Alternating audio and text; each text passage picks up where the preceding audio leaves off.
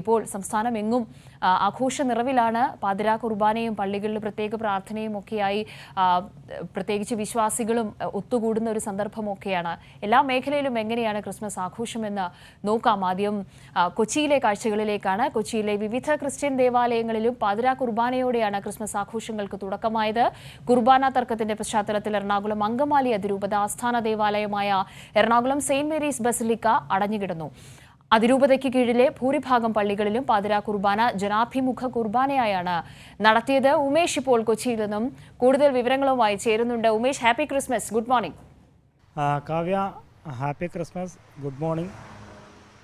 ഇന്നലെ ഗായത്രി പറയുന്നുണ്ടായിരുന്നു സംസ്ഥാനത്ത് ഏറ്റവും വലിയ ക്രിസ്മസിന്റെ ആഘോഷ നിറവ്, ആ ഒരു നഗരത്തിന്റെ ആ ഒരു ആഘോഷത്തിന്റെ മൂടൊക്കെയും പൂർണ്ണമായും ഉള്ളത് കൊച്ചിയിലാണ്. പല വീടുകളിലും ക്രിസ്മസ് നഗരം ആ ഒരു ക്രിസ്മസ് ഒരു ഗ്രാമം അത് ഒരുക്കിയിട്ടുള്ള കാഴ്ചകൾ, അത്തരത്തിലുള്ള വാർത്തകളൊക്കെയും നമ്മൾ പ്രേക്ഷകരിലേക്ക് എത്തിക്കുന്നുണ്ടായിരുന്നു.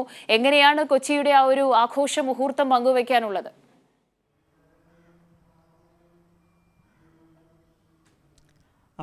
കാവ്യ, പതിവ് പോലെ തന്നെ ക്രിസ്മസ് ആഘോഷത്തിൻ്റെ നിറവിലാണ് കൊച്ചി നഗരം. സൂചിപ്പിച്ചതുപോലെ തന്നെ ദിവസങ്ങൾക്ക് മുമ്പേ തന്നെ ക്രിസ്മസ് ആഘോഷിക്കാനുള്ള തയ്യാറെടുപ്പ് കൊച്ചിക്കാർ നടത്തിയിരുന്നതാണ്. ഈ എറണാകുളത്ത് ബ്രോഡ്വേയിലും മറ്റുമൊക്കെ വലിയ തിരക്ക് കഴിഞ്ഞ ദിവസങ്ങളിലൊക്കെ അനുഭവപ്പെട്ടതാണ്. സാധാരണഗതിയിൽ തന്നെ വലിയ തിരക്കുള്ള സ്ഥലമാണ് ഈ ബ്രോഡ്വേ എന്നൊക്കെ പറയുന്നത്. പക്ഷേ കഴിഞ്ഞ ദിവസം, അതായത് ക്രിസ്മസിൻ്റെ തലേന്നാളായ ഇന്നലെ വരെ വൈകിട്ടൊക്കെ വലിയ തിരക്കും ഒക്കെ ആയിരുന്നു. പുൽക്കൂടൊരുക്കാനും മറ്റുമൊക്കെയായി വലിയ തിരക്ക് എല്ലായിടത്തും ഉണ്ടായിരുന്നു. ആ നിലയിൽ നക്ഷത്രങ്ങളൊക്കെ തൂക്കിയും പുൽക്കൂടുകൾ, മനോഹരമായ പുൽക്കൂടുകളൊക്കെ ഒരുക്കിയും ഒക്കെയാണ് ഇന്ന് ക്രൈസ്തവർ ക്രിസ്മസ് ആഘോഷിക്കുന്നത്. കൊച്ചിയിലൊരു പ്രത്യേകത എന്ന് പറയുന്നത് നമുക്കറിയാം, ഈ എറണാകുളം അങ്കമാലി അതിരൂപതയിൽ വളരെ നാളുകളായുള്ളൊരു തർക്കം നിലനിൽക്കുകയാണ്. കുർബാനയെ ചൊല്ലിയാണ് ആ തർക്കം. അതുകൊണ്ട് തന്നെ കഴിഞ്ഞ ക്രിസ്മസിൻ്റെ തലേന്നാൾ വലിയ സംഘർഷത്തിനൊക്കെ എറണാകുളം അങ്കമാലി അതിരൂപതയുടെ ആസ്ഥാന ദേവാലയമായ സെൻറ്റ് മേരീസ് ബസിലിക്ക സാക്ഷ്യം വഹിച്ചതാണ്. അന്ന് അടച്ച ദേവാലയം ഇപ്പോഴും അതേപടി അടഞ്ഞു കിടക്കുന്നു എന്നൊരു ദുഃഖാവസ്ഥ കൂടി ഉണ്ട്. ഏറ്റവും ഒടുവിൽ ഇന്നലെയൊക്കെയായി ആ ദേവാലയം തുറക്കും, അവിടെ കുർബാന, പാതിരാ കുർബാന ഉൾപ്പെടെ ഉണ്ടാകും എന്നൊരു ധാരണ നേരത്തെ ഈ സഭയിലെ ഇവർക്കിടയിൽ ഉണ്ടാക്കിയതാണ്, വൈദികർക്കിടയിലുമൊക്കെ ഉണ്ടാക്കിയതാണ്. പക്ഷേ അത് അനുകൂല അന്തരീക്ഷം ഉണ്ടാകില്ല എന്ന് തിരിച്ചറിഞ്ഞതിനെ തുടർന്ന് അവസാന നിമിഷം അതിൻ്റെ നിലവിലെ സ്ഥിതി തുടരാൻ തീരുമാനിക്കുകയായിരുന്നു. അതായത് അടഞ്ഞു കിടക്കുന്ന അവസ്ഥയിൽ തന്നെ തൽക്കാലം പോകട്ടെ എന്ന തീരുമാനം നേതൃത്വം എടുക്കുകയായിരുന്നു. അതുകൊണ്ട് തന്നെ എറണാകുളം സെൻറ്റ് മേരീസ് ബസിലിക്കയിൽ ഇത്തരത്തിൽ പാതിരാ കുർബാന നടന്നില്ല.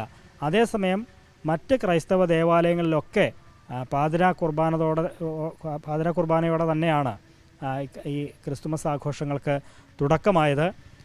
ഈ സിറോ മലബാർ സഭയുടെ ആസ്ഥാനമായ മൗണ്ട് സെൻറ്റ് തോമസിൽ, കാക്കനാട് മൗണ്ട് സെൻറ്റ് തോമസിൽ സഭാ അഡ്മിനിസ്ട്രേറ്റർ സെബാസ്റ്റ്യൻ വാണിയപ്പുരയ്ക്കലാണ്, ബിഷപ്പ് സെബാസ്റ്റ്യൻ വാണിയപ്പുരയ്ക്കലാണ് ഇത്തരത്തിൽ പാതിരാ കുർബാനയോടനുബന്ധിച്ച് നടന്ന തിരുപ്പിറവി കർമ്മങ്ങൾക്കൊക്കെ നേതൃത്വം നൽകിയത്.